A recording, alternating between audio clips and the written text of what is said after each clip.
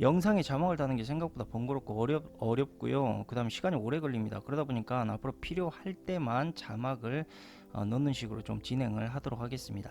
자, 그러면 오늘은 페트로달러와 미국 중동에 대한 관계, 이 추악한 진실에 대한 2부를 시작하도록 하겠습니다. 과거 동아시아에서 한국 전쟁이 계속되는 동안 이란에서는 또 다른 전쟁이 벌어지고 있었습니다. 그것은 마치 총성이 없는 전쟁과 같았습니다. 1950년 6월 이란의 민족주의 정치가인 모하마드 모사데크가 자국 석유자원의 국유화를 제안한 것입니다.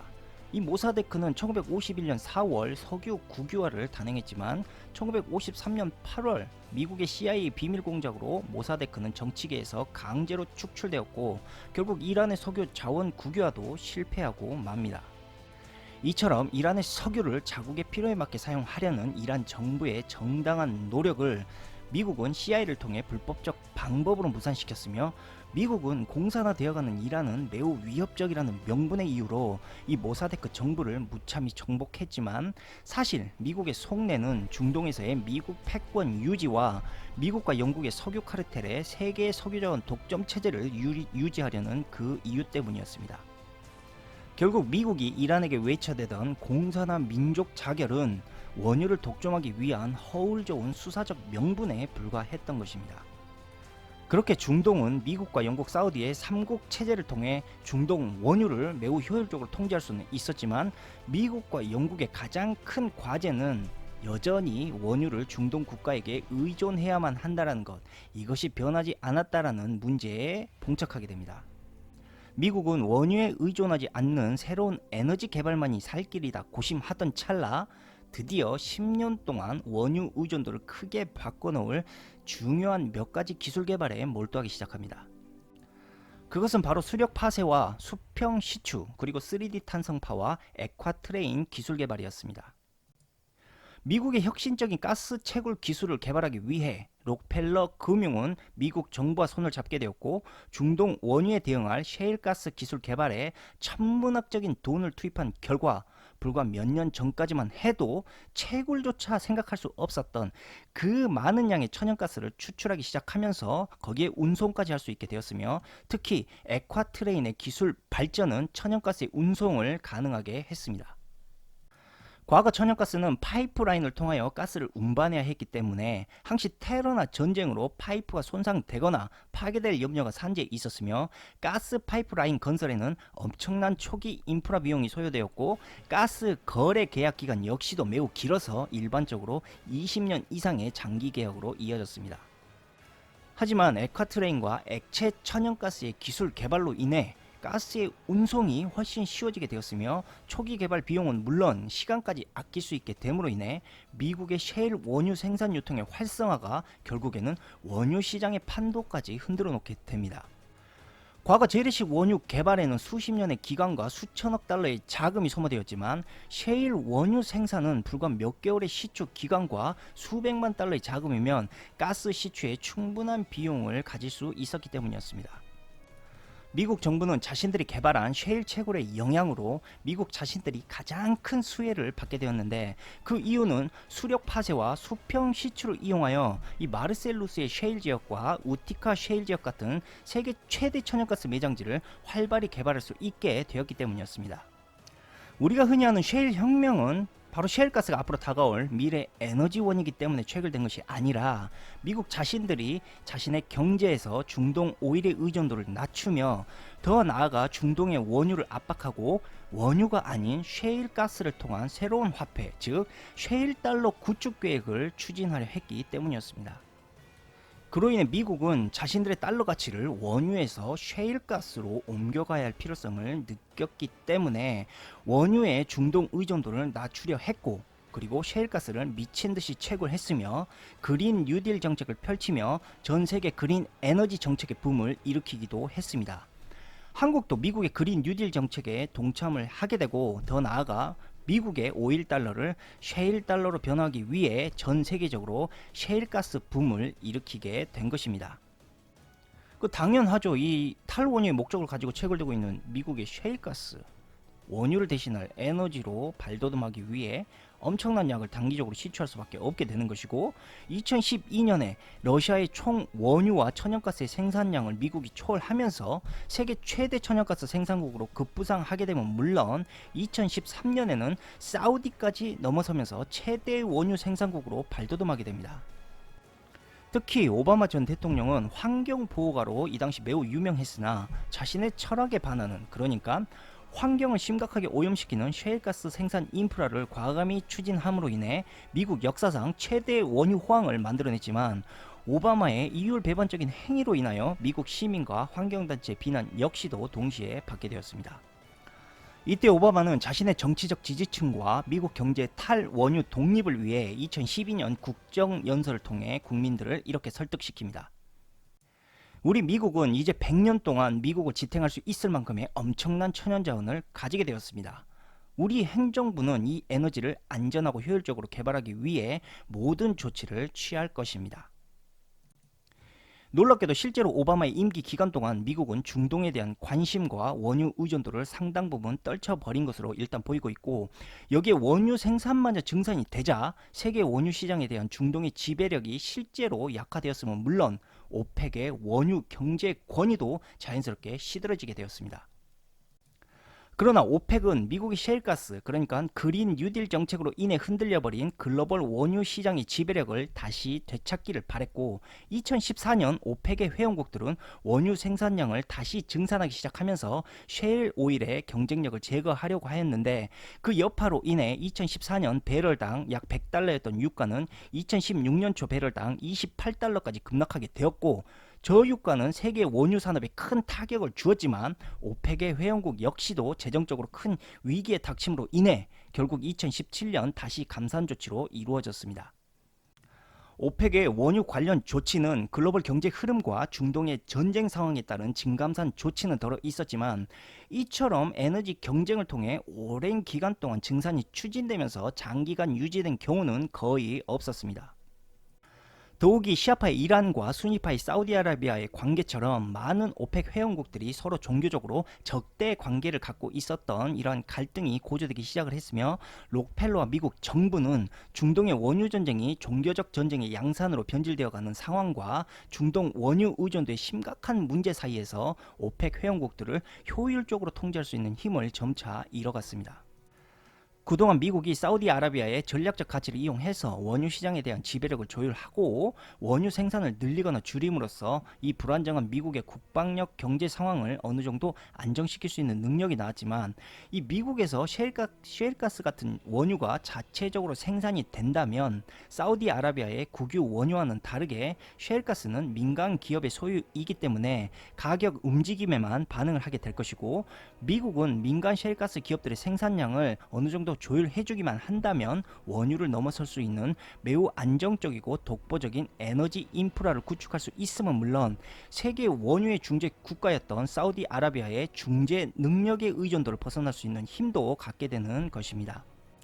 이처럼 미국 자체는 에너지 독립성이 셰일가스로 인해 더 커지기 시작했지만, 문제는 미국을 제외한 러시아와 중국에서 미국을 견제하기 위해 셰일가스를 시추하려는 시도는 보이고 있지만, 공산 정권 특성상 토지의 사유화가 불가능해 민간업자들이 광물 및 자원 채굴을 포기하고 있고, 거기에 채산성마저 원유에 떨어진다는 문제와 더불어 셰일가스의 매장량은 원유에 비해 충분하긴 하지만 물을 과도하게 사용하며 생기는 싱크홀, 그리고 유독물질을 지하수 깊숙이 유입해야 된다는 수질 오염의 환경 파괴와 시추 지형에 따라 그 채굴 비용이 현저하게 차이가 난다는 문제로 인해 하나둘 채산성을 포기하기 시작했으며, 장기적인 조육과 과잉 개발로 셰일 기업들은 이미 막대한 빚더미에 허덕이고 있는 실정입니다.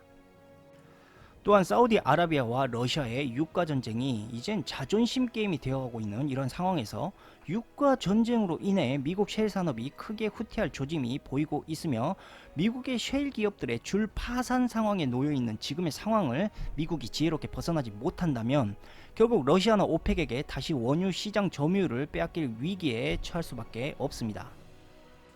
말 그대로 미국의 셰일 달러 꿈은 유가 하락이라는 공격 앞에 맥없이 무너져 버렸고, 채선성의 악화와 셰일 기업의 부채와 파산이라는 이중고로 인해 중동산 원유의 비중이 요즘 들어 다시금 늘어나고 있습니다. 더욱이 세계 경제 인프라 시설들은 아직도 여전히 원유에 맞게 발전을 하고 있기 때문에 셰일가스가 원유의 권력에 맞설 만한 힘은 여전히 부족했으며, 미국 정부가 자신들의 셰일가스의 힘을 키우기 위해 그린 뉴딜 정책과 더불어 테슬라 같은 전기차 기업들을 앞세워 화석 연료는 환경 오염의 주범이라는 명분을 내세우며 내연 기관의 종말을 서두르는 이유도 결국 중동 원유 의존도를 미국과 영국이 탈피하기 위해 벌인 계획 중 하나였습니다. 그런데 한 가지 중요한 문제는 현재 전기차는 인프라가 여전히 부족했고요. 미국 휘하에 있는 경제 국가들을 통해 전기차 시장이 조금씩 넓혀가고는 있지만 화석 연료 차량을 아직까지 넘어서기에는 어느 정도 시간이 걸릴 수밖에 없는 문제라는 것입니다. 결국 불행하게도 원유는 아직까지도 변함없이 글로벌 경제 제왕 자리에 군림해 가고 있으며, 강대국들은 현재도 여전히 산유국을 압박해야만 하는 그러한 골머리를 앓고 있는 것입니다. 하지만 미국이 셰일 민간 기업의 채산성과 환경 오염의 문제를 어떻게 해결해 나가느냐와 향후 10년에 걸쳐 미국의 계획대로 내연 기관의 종말이 찾아오고 현재 록펠러와 로스차일드가 서로 손을 잡고 셰일가스를 새로운 에너지 사업으로 부각시키고 있는 상황을 여러모로 보았을 때 전 세계의 원유의 의존도가 점차 줄어들게 될 것이라는 것은 뼈 때리는 자명한 사실이 될 것이고, 이것은 시간의 문제일 뿐이라는 것입니다. 사실 언론에서 말하지 않는 하나의 이야기가 있는데, 이 셰일 원유 탐사 시추 핵심 개발은 미국이 아니라 미국을 뒤에서 움직이는 유대 자본과 깊은 관련이 있습니다. 미국의 셰일가스 붐이 일어나기 전 이스라엘에서 엄청난 양의 셰일가스가 발견이 되고 유대 금융 자본가들은 미국을 통해 셰일가스의 새로운 자원을 개발 시추하도록 종용하였습니다. 그 증거를 말씀드리자면 이스라엘 땅에서 탐사하고 있는 기업들 거의 모두가 미국 기업이고, 이스라엘 셰일가스의 든든한 후원자 역시 그동안 유대 자본을 얻고 꾸준히 성장을 했던 로스차일드와 록펠러 그룹들이 이 이스라엘의 뒤를 받쳐주고 있습니다. 이뿐 아니라 유대 자본으로 셰일 연구를 진행해온 미국은 주변 국가들에게는 절대로 가르쳐주지 않는 세계 최고의 셰일 탐사 기술을 이스라엘에게만 그대로 전수해 주었으며, 이스라엘 역시 석유 수출국 기구, 그러니까 오펙으로 대변되는 중동의 이슬람 산유국들의 원유 국제 정치에서 그동안 벗어나지 못했지만, 이스라엘이 본격적으로 자국의 셰일 시추에 나서기 시작하면서 오펙의 영향력은 점점 약화되고 미국의 셰일 산업은 점점 거대해졌다는 것입니다. 이스라엘이 셰일가스 에너지에 이토록 집착하는 이유가 과연 뭘까? 그것은 바로 이스라엘 자국의 영토 확장 욕심 때문인데, 유대 시온주의자들이 이스라엘의 영토를 꺼리낌 없이 확장하기 위해서는 반드시 중동의 에너지 의존도를 이스라엘이 줄여야만 했습니다. 최근 트럼프가 예루살렘의 이스라엘의 수도를 인정하고 시리아의 분쟁 지역인 골란 고원에 대해 이스라엘의 주권을 인정하는 행위 역시도 그 속을 들여다보면 사우디아라비아의 암묵적인 지지와 더불어 셰일가스로 인해 더 이상 중동 산유국의 눈치를 볼 필요가 없어졌기 때문이며, 이스라엘은 탈원유를 통해 자신들의 영토 확장의 욕심을 중동 산유국의 눈치를 보지 않고 이제는 마음껏 채워나가는 그러한 힘을 갖게 되는 것입니다. 결국 셰일가스는 이스라엘의 팔레스타인 영토를 빼앗는 더러운 정치적 목적이자, 미국은 원유를 뛰어넘는 실물적 에너지 가치를 만듦으로써 새로운 기축화폐를 찍어내는 매우 유리한 수단으로 셰일가스를 이용하려는 것입니다. 하지만 미국과 이스라엘의 그린 에너지 개혁은 상당한 시간이 소요되는 문제이고, 원유를 의존하는 강대국들은 에너지의 흐름이 유대 자본에 의해 중동 원유에서 셰일가스로 바뀌기 전까지는 대규모 산유국의 영향력을 통제해야만 하는 상황을 결코 게을리할 수가 없는 것입니다. 미국뿐 아니라 러시아도 과거부터 여러 차례 중동 원유를 통제하기 위해 대리전쟁을 꾸준히 치러왔습니다. 이 원유 매장량 세계 최대의 나라인 베네수엘라 같은 경우는 러시아가 수백만 달러의 차관이라는 달콤한 사탕을 쥐어주며 원유를 통제하려는 움직임을 보이는 한편, 미국은 베네수엘라를 마두로가 집권한 후부터 갈등이 심화되기 시작했고, 마두로 정권과 연관된 기업과 개인들은 강제적으로 제재를 가하고 베네수엘라의 경제를 미국이 무참히 박살내버렸습니다. 미국과 러시아는 이렇듯 산유국의 경제와 자원을 통제하기 위해 일부러 편을 나누어서 산유국의 경제를 박살내고 감정을 고조시켜 전쟁을 발발하게 만들기도 하며, 한편으로는 차관과 경제 보복 제재 완화를 주어 혜택을 주기도 합니다. 만약 베네수엘라와 이란 같은 산유국이 러시아와 미국의 줄타기에 서툴러서 에너지 갈등이 충돌하기라도 한다면, 저들은 그 즉시 산유국을 통해 자신들의 에너지 갈등의 전쟁을 촉발시키고 자신들의 산유국 동맹들을 이용해서 전쟁을 유도하며 원유의 증감산율을 반강제적으로 조율해버립니다.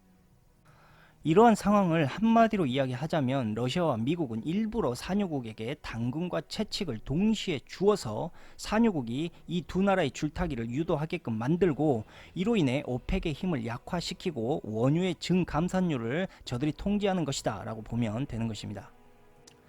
여기에 최근에 중국이 중동산 원유에 눈독을 들이고 있습니다. 원유를 통해서 페트로 위안화를 추진하려는 움직임 때문인데, 이러한 상황으로 봤을 때 앞으로 원유 전쟁은 미국과 중국, 러시아의 3파전 갈등이 더 고조될 것으로 예상이 됩니다. 보시는 것처럼 원유 하나로 인해 인류의 근대 모든 역사의 바퀴가 그동안 움직여 왔다고 해도 틀린 말은 아닐 것입니다. 이 원유를 한마디로 말씀드리자면 전쟁의 여신 아테나이자 아레스이고, 전쟁의 신처럼 세계 국가의 모든 휴전과 전쟁을 이 원유가 이끌어내기도 했으며, 한 나라의 경제 잠재력을 통째로 수단하는 그런 무기로도 사용되어 왔습니다. 역사상 원유만큼 중대한 사건에 직접적인 영향을 미친 자원도 없었으며, 앞으로도 수많은 중대한 사건에 직접적인 영향을 이 원유가 미치게 될 것입니다.